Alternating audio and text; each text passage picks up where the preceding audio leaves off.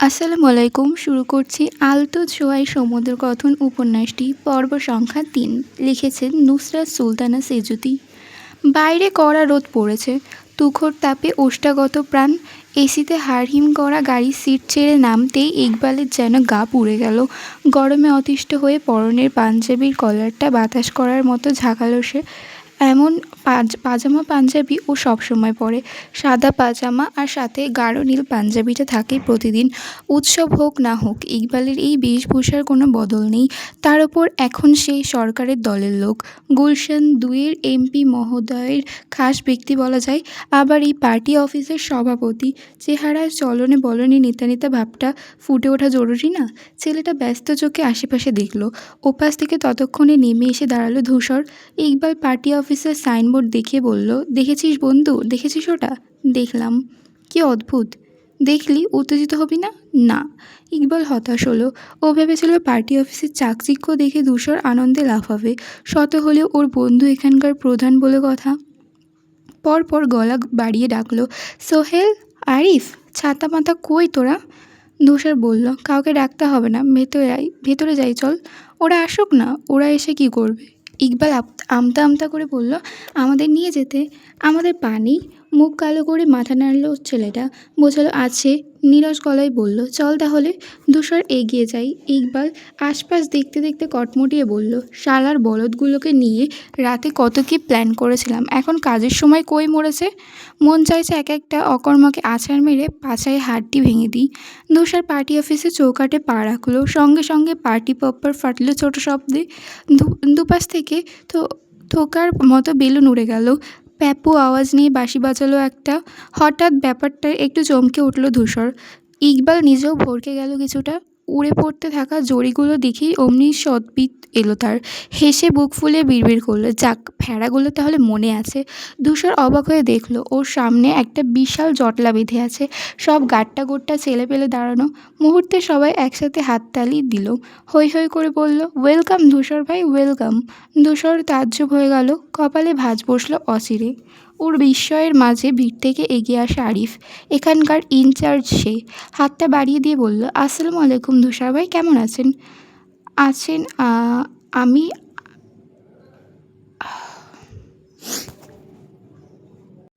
Sorry, একটু mistake হলো, মানে এই লাইনটা আমি আটকে গেলাম। আবার প্রথম থেকে শুরু করছি।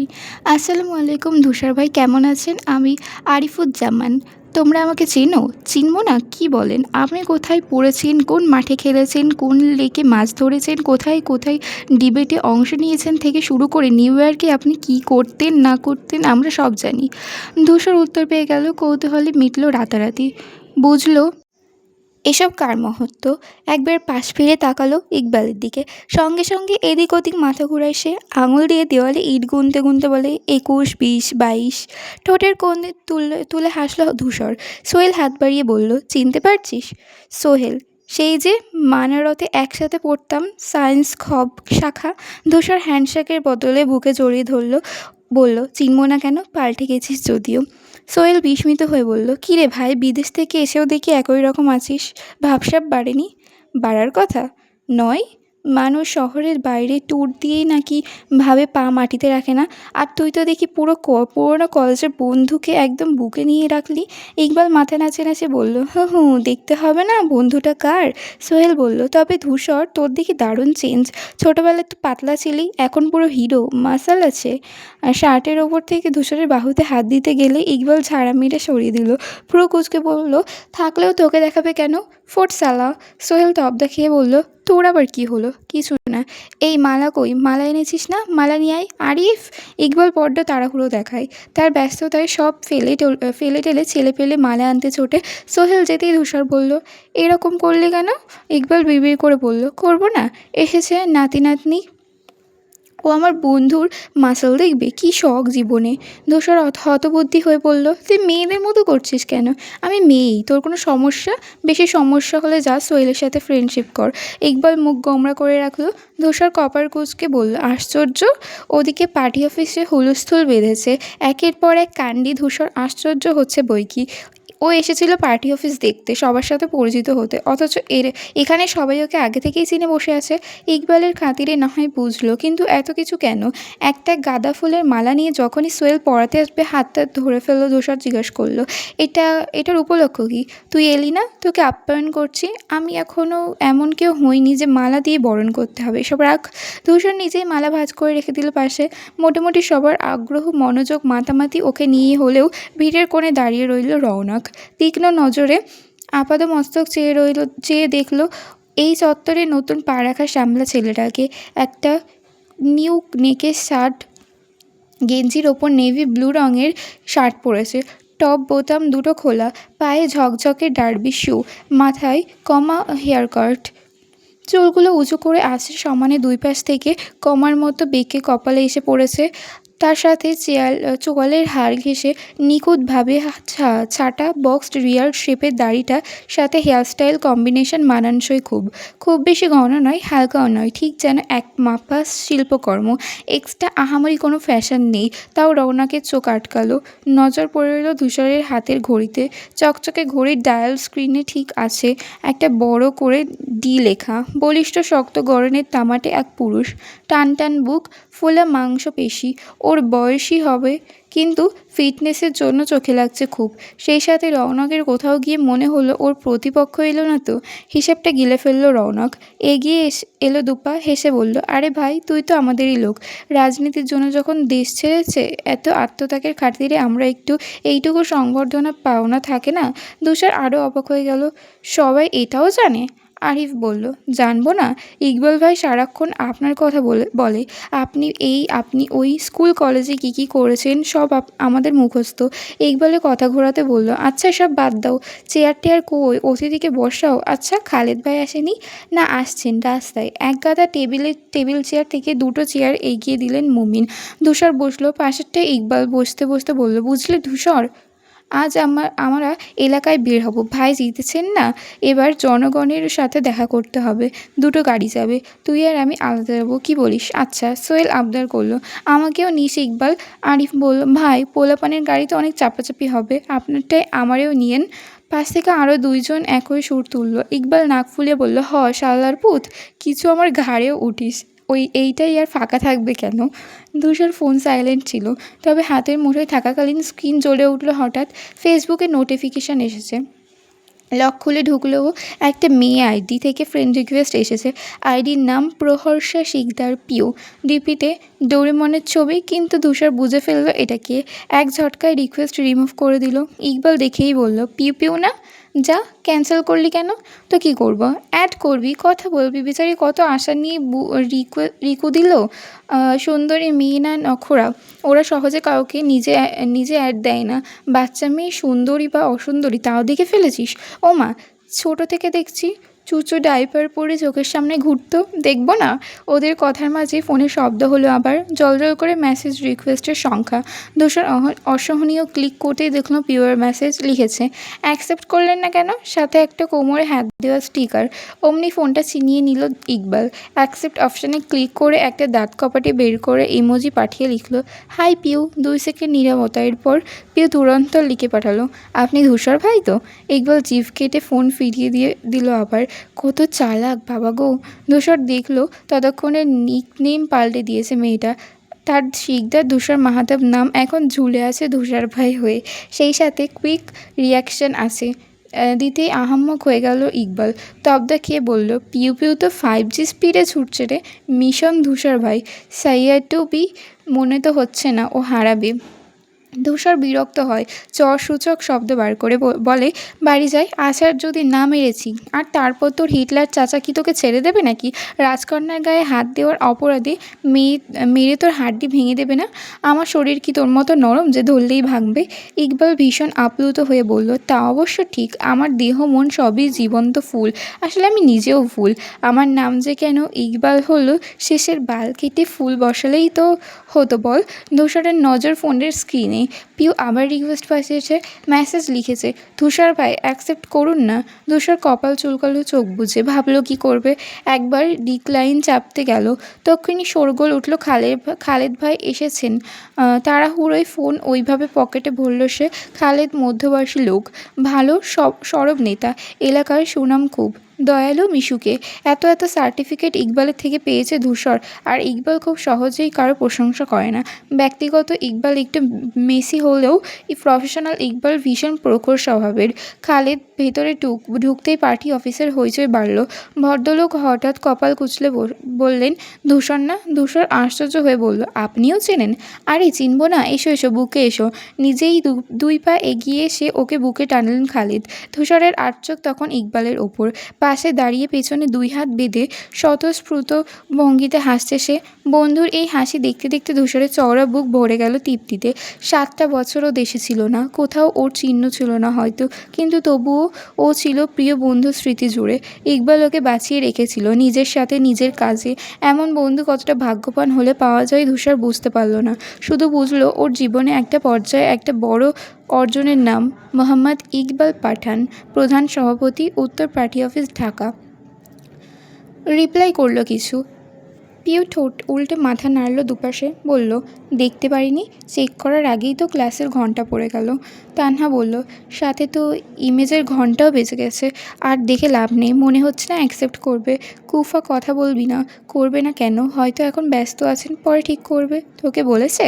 বলতে হবে কেন? আমি বুঝি না। হুই, ওই জন্যই তো রিকোয়েস্টটাও ডিলিট করে দিল। তুই আসলেই বুদ্ধু তানহা, এটা হচ্ছে প্রেমের লক্ষণ। উনি রিকোয়েস্ট অ্যাকসেপ্ট করেনি ভয়ে, ভেবেছেন আমি যে আইডিতে সুন্দর সুন্দর ছবিগুলো দিই সেগুলো দেখে উনি প্রেমে পড়ে যাবেন। আসলে মনে মনে হয়তো আমাকেও ওনার ভালো লেগে গেছে। এরপর দেখবি হুট করে এসে আই লাভ ইউ বলে দেবে। ওরে শখ রে, পরশু প্রথম দেখলো আর আজ আই লাভ ইউতে চলে গেছেন উনি। বিয়ের প্ল্যান করে রাখিসনি তো আবার? পিউ লাজুক হেসে বলল, করেছি তো, কাল সারা রাত জেগে জেগে ভেবেছি বিয়েতে কি পরবো না পরবো। ছেলে মেয়ে দুটোর নাম ঠিক করেছি জানিস। ছেলে হবে পরশ আর মেয়ে হবে ধারা। শ্রাবণের ধারার মতো পরশ ঝরে। তানহা গম্ভীর কণ্ঠে বলল, ওরে পড়ুক ঝরে। গান গাইছে ভুলভাল, আবার গোফে কাঁঠাল, মাথায় তেল দিয়ে বসে আছে। তোর যে প্রবাদ ভুল, তোর তো গানেই ভুল। উফ, ভোটে দিস না, আমাকে উৎসাহ দে, সাহস জোগা। কচু জোগাবো? পিউ, তোর বয়স মাত্র 15 বছর। আমাদের সামনে এসএসসি ভাই, পরীক্ষা নিয়ে না ভেবে তুই প্রেম নিয়ে পড়ে আছিস, তাও অত বড় একটা ছেলের সাথে। তুই এমন ছেলেকে সামলাতে পারবি? তোর গায়ের ওপর পড়লেই তো তলে চেপটে হয়ে থাকবি। তানহা ভালোর জন্য বললেও ওই দৃশ্য ভেবেই শিউরে উঠল পিউ। লজ্জায় দু হাতে মুখ ঢেকে ফেলল। তানহা হতাশ হয়ে বলল, হায় আল্লাহ, আমি কাকে কি বলছি। ক্লাস চলছে শিরিন ম্যামের। ভদ্রমহিলা খেয়াল করলো পেছনের বেঞ্চে দুই মেয়ে বসে বকবক করছে। অমনি চেঁচিয়ে বললেন, এই এই মেয়েরা কী কথা বলছো? দাঁড়াও দাঁড়াও, দুজনেই দাঁড়াও। পিউ দাঁড়াতে দাঁড়াতে কটমট করলো, সব তোর জন্য। আমি কি করলাম? শিরিন বললেন, আবার কথা বলছো? কান ধরো ধরো বলছি। দুজনে ঠোঁট ফুলিয়ে নিজেদের কানে হাত দিতেই উনি বললেন, নিজের কান না, দুজনের কান ধরো। কি হলো তাড়াতাড়ি? পুরো ক্লাস উৎসুক হয়েছে, কেউ মিটি হাসছে। পিউ গাল ফুলিয়ে তানহার কান ধরলো, তানহা ধরলো ওর কান। মেয়েটা মুখ কাঁদো কাঁদো, সবাই কেমন মজা নিচ্ছে। শিরিন ম্যাম ফের পড়াতে ব্যস্ত হলেন। তানহা হঠাৎ চেয়ে দেখলো পিউ ঠোঁট চেপে মিটি হাসছে। চোখাচোখি হতেই ভ্রু উঁচিয়ে জিভ দেখালো। অমনি ফিক করে হেসে ফেললো মেয়েটা। হাসির শব্দে ক্লাসের সবাই তাজ্জব হয়ে ফিরে চাইলো ফের। শিরিন ম্যাম ভয়ানক চোটে বললেন, কি বেহায়া দুটোতে। যাও, বের হও আমার ক্লাস থেকে। চুপচাপ মাথা নুইয়ে বাইরে এলো ওরা। তানহা চসূচক শব্দ করে বলল, ধুর ব্যাং, ভালো ক্লাসটা মিস হয়ে গেল। শাকচুন্নিগুলো তো নোট চাইলেও দেবে না। এমন সিরিয়াস কথার পিঠে উত্তর না পেয়ে ভ্রু কুচকে ফিরল মেয়েটা। পিউ দুপাশে দুটো বেউনি গোছা নাড়াতে নাড়াতে গুনগুন করছে। তানহা কাঁধ দিয়ে ধাক্কা দিয়ে বলল, কি ভাবছিস ওই? পিউ স্ফূর্ত চিত্তে বললে, আমি না, এখন থেকে আমার সব কিছু ধূসর রঙের করে ফেলবো, বুঝলি? কি মানে? কি মানে? আমার যে ওনার ওপর কত মারাত্মক ফিলিংস কাজ করছে সেটা ওনাকে বোঝাতে হবে না? তাই এখন থেকে আমার জামা কাপড়, এমনকি ঘরের সব কিছু ধূসর রঙের হবে। ধর, ধূসর রঙের জামা পরবো, ধূসর রঙের খাবার খাবো। তানহা ঠোঁট টিপে হেসে বলল, পটিও কি ধূসর রঙের করবি? পিউ কিটমিট করে বলল, আবার? তোর মুখে কি ভালো কথা নেই? তক্ষুনি ক্লাসরুমে চেঁচিয়ে উঠল শিরিন, এই মেয়ে, তোমরা আবার ওখানে দাঁড়িয়েও কথা বলছো? প্রিন্সিপালকে ডাকবো নাকি? পিউ জিভ কাটলো। তান্নার হাত ধরে এক ছোটা করিডোর পেরিয়ে চলে গেল কমন রুমের দিকটায়। গাড়ি চলছে এই রোডে, ওই রোড পেরিয়ে। কোথাও কোথাও থামছেন খালিদ, চেনা জানা মানুষদের সাথে কুশল বিনিময় করছেন। ইকবালের বেশ খিদে পেয়েছে, ব্যস্ততায় সকালের নাস্তা ভালো করে করা হয়নি। এখন খেতে নামলেও বিপদ, পেছনে গাড়িটাই ছেলেপেলে ভর্তি, স্লোগান দিচ্ছে ওরা। ইকবাল নামলেই সব হুমড়ি খেয়ে পড়বে, ঘাড়ে ঝুলে পড়বে। ভাই, আমাদেরও খাওয়ান। ইকবাল গাড়ির জানলা থেকে বাইরে চাইল একবার। হঠাৎ পরিচিত সেই রাস্তা দেখে পিঠ সোজা করে বসলো। তার উদ্গ্রীব চোখ দেখে ধূসর বলল, কি দেখছিস? মাথা ফিরিয়ে আনলো ইকবাল। কই, কিছু না। ধূসর কপাল কুঁচকে রোডটায় চোখ বোলায়, জিজ্ঞেস করে, সামনে পুষ্পর কলেজ না? ইকবাল চোখের মনে আটকে গেল। ফ্যাঁসফ্যাঁসের শ্বাস নিয়েও সব দাঁত বের করে বলল, ও মা, তাই বুঝি? আমি তো জানতামই না। ধূসর কিছু বলল না। ইকবাল দুই ঠোঁট ফোলায়, দম ছাড়ে, ভাবে ধূসর কিছু বোঝেনি। ফের পাঞ্জাবির কলার ঝাঁকিয়ে নিজেকে বাতাস করলো সে। হঠাৎ ড্রাইভারকে বলল, জোয়ান ভাই, গাড়ির এসিটা কেন লাগিয়েছি জানেন? কেন লাগাইছেন ভাই? বাপের জন্ম তো এসি দেখিনি, গাড়িতে চড়তে চড়তে দেখব ভেবেছিলাম, ভালো করেছি না? ব্যাকাতারা কথায় আভাসে ইঙ্গিত বুঝে গেলেন জুয়ান। জিপ কেটে এসি চালু করলেন দ্রুত। হঠাৎ সামনে খালিদের গাড়ি থামলো। দেখা দেখি ওদের গাড়িতেও ব্রেক কষতে হয়। ইকবাল গাড়ির কাছ নামাতেই খালেদ সহকারী নেমে এসে বললেন, এমপি স্যার ওই কফি শপে সবাইকে নিয়ে আপনাকে ঢুকতে বলেছেন। ছেলেপেলে ট্রিট চাইছে তো? ইকবাল মুখ চকচকে হয়ে উঠল। ধূসরকে বলল, বন্ধু আয়, পেট পুজো দিই। ধূসর নামলো ঠিকই, তবে বলল, আমার খিদে নেই। কফি শপে ছেলেপেলে শুয়ে পড়তে পারছে না, চেয়ার টেবিল ধরছে না ওদেরকে। ইকবাল ভেতরে জায়গা নেই দেখে বাইরে চেয়ার টেনে বসলো। যদিও ও গেলে কেউ না কেউ আসন ছেড়ে দিত, কিন্তু ওই হুজুগে সম্মানও চায় না। ধূসর আগেই বসা ছিল ওখানে, পায়ের ওপর পাতলা পাটা নাড়াতে নাড়াতে এদিক ওদিক দেখছিল সে। 7 বছরে কত কি বদলে গেছে এখানকার। এত ফুড কোর্ট, কফি হাউস কিচ্ছু ছিল না।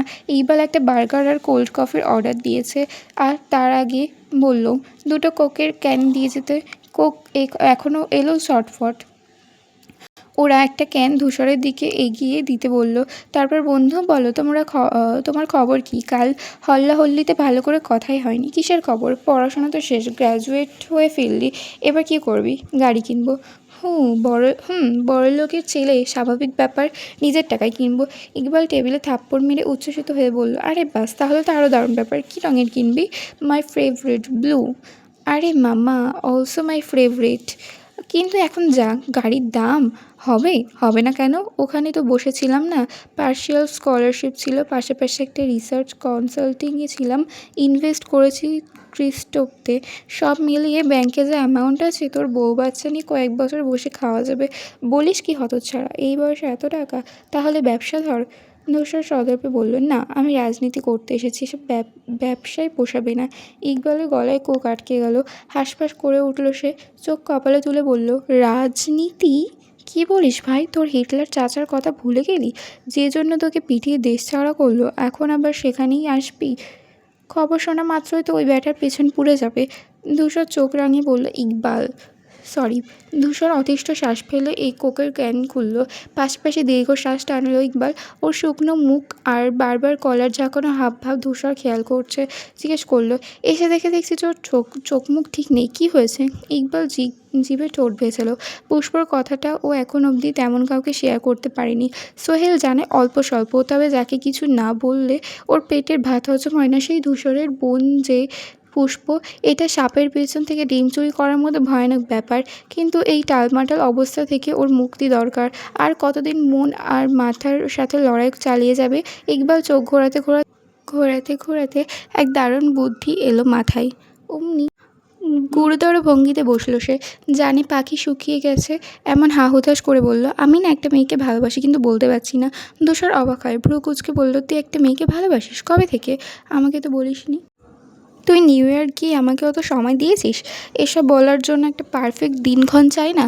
যাকগে, শোন, আবার প্রথম থেকে শোন। আমি একটা মেয়েকে ভালোবাসি, তো ওর একটা জল্লাদ বজ্জাত সাড়ে সর্বনাশ বড় ভাই আছে। আমার দেখলেই ভয়।